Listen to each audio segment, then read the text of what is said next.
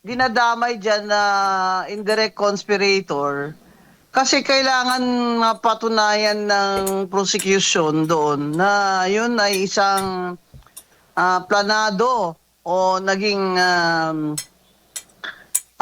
policy. Hindi lamang siya parang random ba? Yung crime na sinasabi nilang crime, yun ay isang policy nung administrasyon daw ni former mayor. Mayor ba yata noon si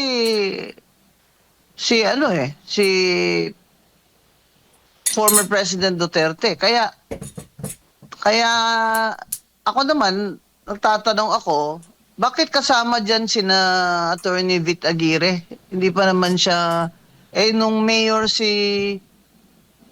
hindi naman siya ang Secretary of Justice doon, di ba? Mayor pa lang doon si Duterte. So, ang sabi niya sa akin kanina, dahil daw nag-abogado siya kay Duterte nung mayor, si former president.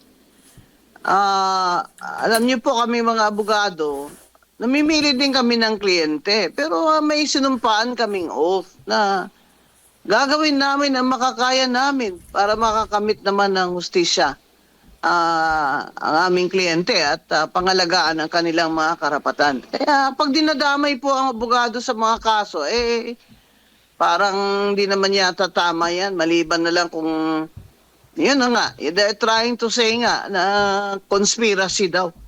Conspiracy. So, pag dinadamay nila yung pati abogado doon, pati ibang tao, hindi ko naman kilala yun eh. Opo. Ang sinasabi ko po kasi, sabi nila ng administrasyon na justice system is working. May local naman tayo na batas. Bakit hindi na lang dito yan elitis sila? Bakit hindi dito sila elitis? Bakit kailangan doon pa sa ICC? Pero alam nyo, hindi naman yung kasagutan dyan kasi doon final ng complainant eh. Sinama sila doon eh. Pero ang tanong dyan, isusurrender ba ni BBM administration itong mga ito kagaya ng ginawa niya doon sa kay former president na hinuli ni Torre na walang kung ano-anong legal basis. Wala man lang confirmation of a domestic court, yung kanyang papel na, at wala rin siyang papel na pinakita doon kay former president. Kaya tinatanong nga ni Digong doon eh, on what basis? On whose authority? Kaya ako talaga, I really oppose that kasi hindi naman tama yun. Kaya sinasabi nila, pro Duterte ako. Ay, hindi po. Alam niyo naman na hindi ko binoto si Digong kahit na magkasama kami mag-mayor noon. Iba naman ang aking mga paniwala sa kanila. Pero abogado po ako. Kailangan po rule of law. At saka naman sabihin ni Torre na hihilahin ko yan. Doon na talaga ako nagalit na ako doon. Bakit na wala namang modo ito? Wala na. Just throw away all the rules of of conduct of public officers nung ginawa yun ni Torre. Kaya doon po nagsimula yung nung naging vocal na ako sa pag-treatment nila doon sa kay Digong. Ang naman sa mga complainant, kung doon nila pinail yan, siyempre ang ICC, mag-i-insist siya ng jurisdiction niya. Kahit na hindi na tayo member doon. Kasi nga, nangyari daw yun nung member pa ng Pilipinas. Granting. Pero hindi kailangan silang i-surrender ng administrasyon BBM kung talagang ayaw niya. Dito nyo nalitisin yan. Dito nyo na sila litisin. Yun po ang opinion ko dyan. Opo. Pero itinuturing ho ba ninyo ito, attorney, bilang isang legal issue o isang political issue? Dinadivert parang ganun po yung dating sa inyo? Lahat naman ng ginagawa nitong BBM gang na ito, political. Impeachment niya yan, political. Itong, itong sa, what do you call this, EJK, political din ito. It may not have started as political on the part of BBM gang, pero yung paghuli sa kanya, baga, pag-capture, they just really bodily, whisked him to the Hague. That's political. Oh, kasi may choice doon si BBM na hindi niya ibigay. O, tingnan niyo ang Israel. O, tingnan niyo yung si Putin. O, kasi they are strong countries. They are powerful countries. Sabi nga, ba't kami susurrender ng citizen namin sa inyo? Wala kayong jurisdiction kung ayaw ibigay. Di ba? Kaya itong si BBM talagang, hindi ako naniniwalang mabait itong tao. Adik kasi, kaya ganyan ang mga desisyon niya. Opo. Paano iba-iba. Lalo na yung foreign policy, diplomacy natin ngayon. Ano ba ito? Flip-flopping. Ito naman si BBM, parang hindi mo na maintindihan kung tawag ba doon? Ganun ba? Ganun. Kala ko ba kalaban mo ang China doon sa ASEAN? Halos kulang na ng murahin niya. Tapos ngayon, kamayan din pala niya yung head of state. Alam mo, ito talaga si Bonggit.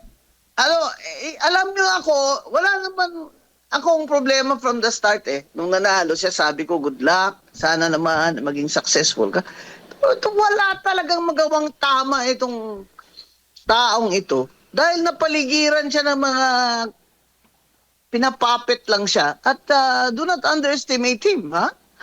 Kung may gusto siyang gawin niya rin. Kagaya ng 100 billion na insertion na yan. May kickback siya ng 25 billion.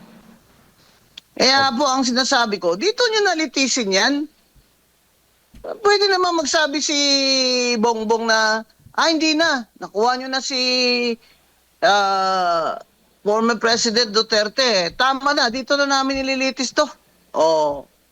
Pwede naman Kaya lang, gusto niya talaga, ubusin niya lahat ng support ni mga Duterte, ubusin niya sa politika at lahat ng mga supporters, ubusin niya para unopposed sila sa 2028. Lalo naman nagagalit ang mga tao. Opo. Abay, kahit siguro kalabaw ang kalaban niya ni Martin Romualdez sa 2028, mananalo pa yung kalabaw ko Sabihin mo lang sinong kalabaw mo, attorney. Para ngayon pa lang, alam na ng mga kababayan sino susuportahan nila.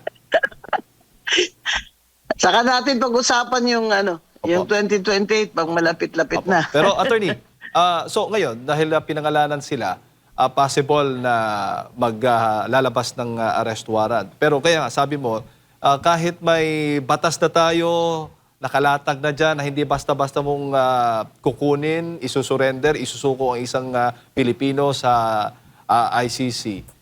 Pwede pa rin gawin ng administrasyon by hook or by crook na talagang ipadala itong 8 individual o personalidad na ito na nabanggit ng ICC?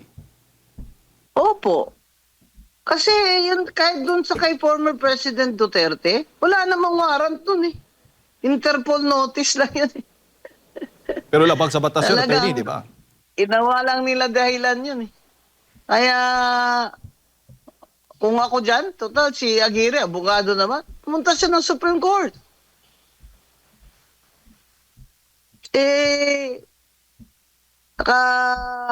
Noon sa kay former president, nagtago sila lahat. Si Torre lang yung, hinarap nila sa tao. Parang, ginawa na lang gago yung kababayan ko Unos authority, sabi ni Digong, sabi ni my authority. Ngayon lang ako nakakita ng chief PNP na may na may authority. Ano ba yun? Secretary of Justice ba yun? Pwedeng pumirma na. Ano ba yun, Judge? Alam nyo, kasi ito, mga Pilipino, tayo po, wag na po tayong pumayag na, ito, martial law. Kukunin na lang tayo. Walang warrant na verified ng domestic court. Ano? Nagawa-gawa na lang sila ng kung gusto lang nila na ibigay sa ibang jurisdiction, pwede. Yun na nga, kaya sinasabi nating political yung galaw na yan ni BBM Gang. Opo. So, ang nabanggit po ninyo, ang pwedeng gawin ng depensa, itong 8 individual na nabanggit ay pwede silang pumunta sa Supreme Court kahit na wala pang attorney. Kopya ba? A formal copy? There is a serious danger to the deprivation of their liberty. Oh. Kaya lang ayoko mag-abogado dyan kay Bitagiri kasi matalino naman yan eh. Opo. Okay. Pero, pumunta sila ng Supreme Court para matestingan na ito. Magka-landmark case na ito. Opo. Grabe. Attorneys. Grabe na. Ano bang ginawa ng BBM Gang na ito sa bayan natin? Kaganda-ganda ng... wala na. Pati ekonomiya, bagsak. Hindi lang bagsak, wasak na. Corruption index, abay salutatorian na tayo dyan sa corruption. Malapit na po tayong maging valedictorian itong si BBM. Tapos sasabihin niya, hindi naman po tayo number 1 sa corruption, sa pinaka-corrupt. Third lang tayo. Okay na po yung third. BBM. Magnanakaw ka talaga eh. Attorney si Partner Admar, kasama ko po dito, may mga karagdagang katanungan. Attorney, maayong aga, maayong buntag. Nabanggit nyo rin kanina na yung pabago-bagong isip ng ating Pangulo kasi in fact noong April 15, nung siya ay nakapanayam ng grupo or ng Foreign Correspondents Association of the Philippines, April 15 yata ito, 2024, abay, ginit siya during that time na hindi niya isusurrender kahit may warrant of arrest itong si kay Pangulong Rodrigo Duterte from ICC. Hindi ba siya pwedeng mayroon ba siyang maaaring pananagutan dito po, attorney? At may tuturing na po ba itong pagsuko sa ating soberanya? Kasi kinikilala din niya na wala na sa ating jurisdiction kahit hindi pwedeng umiral yan sa bansa. Hindi naman siya nasusurrender ng sovereignty. Pero nagpapakita siya na talagang weak siya na leader. Abay, kung strong leader ka, di dapat dito mo niliti si Digong. Bakit? Si GMA, dito na naman nila kinulong. Dito rin nila kinulong. Yung pinail kasi yan ng complainants at the time, si Duterte pa ang presidente, if I am not mistaken. Hindi na siya presidente nung dinakip siya. Bakit? May local naman na batas dyan. Yun nga naging basis din nila eh. Bakit din daw nila na kailangan ng...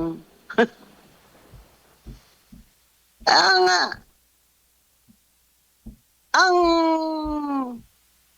problema talaga nitong BBM administration, gusto pa rin nilang maging presidente sila sa 2028.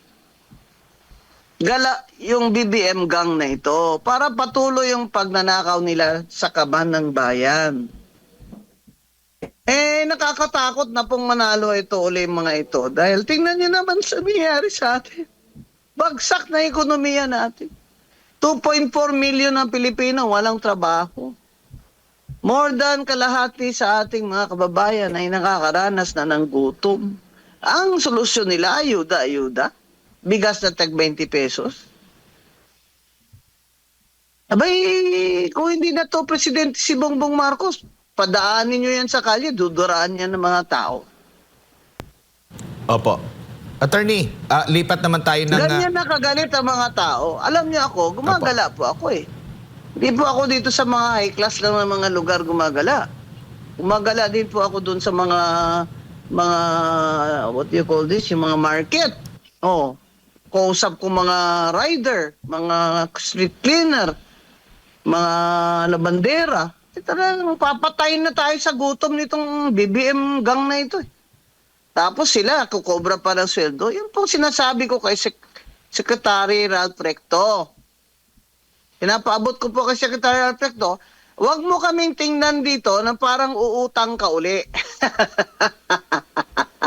Di ba may kantang ganyan, ha? Nung ako yung nasa UP, huwag mo akong tingnan na para bang uutang ka. Secretary Recto, huwag ka na utang ng utang. Si BBM, pabayarin mo na ng 203 billion na utang niya sa estate tax. 200 lang naman ang kulang mo eh. Di yun na. Okay ka na. Tapos kami, itatax mo na naman ha. Mr. Batman. Ganyan talaga, Secretary Recto. Sacrifice. Mag-waive ka na ng sweldo mo. Lahat ng kabinete mag-waive ng sweldo. Senador at congressman, mag-waive ng sweldo. At gawin na yan na wala ng sweldo sila sa sunod na term nila. Kung hindi ba rin mga magnanakaw dyan, hindi na yan tatakmo yung mga kontraktor. Wala na palang sweldo eh. Saka wala na rin allocables, walang pork barrel. Lahat ng reformang ito ay magagawa lamang ng totohanan kung hindi na sila ang nakaupo sa 2028. Yan po ang goal, mga kababayan. Kung gusto nyo ng reforma, kung gusto niya ng makaahon tayo sa kahirapan at ang ating ekonomiya, ay palitan natin itong BBM administration. Mga inutil ito. Mga magnanakaw. Attorney? Pati na po yung mga congressman. Palitan nyo na po yung mga congressman nyo. Binibigay sa inyong ayuda. Pera din naman natin yan Laki kaya ng mga tax natin, lalo na yung VAT na yan Tapos ibibigay sa inyo ayuda. 5,000? Okay na kayo doon?